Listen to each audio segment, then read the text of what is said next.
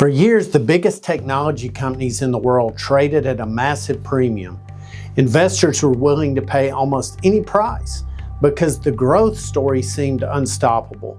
But something unusual just happened. For the first time in years, that premium has disappeared, and what replaced it might surprise you. Let's take a look at this chart.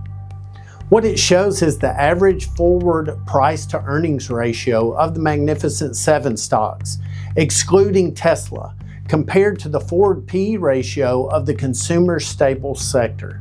Now remember, consumer staples are companies that sell everyday products, things like food, beverages, and household goods. They're typically viewed as stable, slow-growing, defensive businesses. Technology companies, on the other hand, are usually expected to grow much faster. That's why investors historically paid a higher valuation multiple for those tech companies. But as the chart shows, that gap has now closed.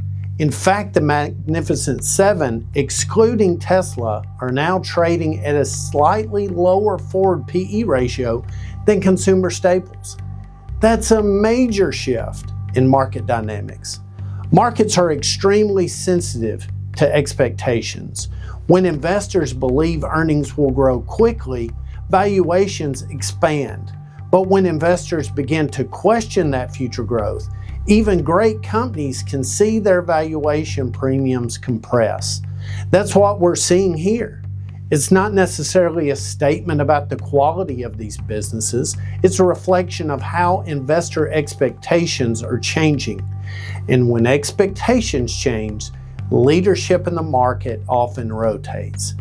That's exactly why we take what we call a risk-first approach.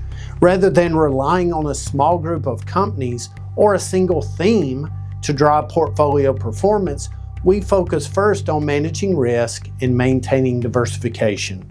Because markets constantly evolve, leadership rotates, valuations expand and contract, and a disciplined, diversified strategy helps ensure portfolios are prepared for those shifts. Markets don't move on today's reality, they move on tomorrow's expectations.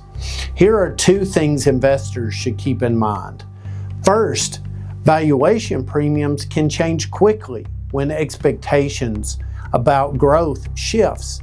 And second, markets that rely on a narrow group of companies can become vulnerable when leadership begins to rotate. That's why diversification and risk management remains so important. This is Cloud Investments with your weekly market update. Thank you for watching, and we'll see you again next week.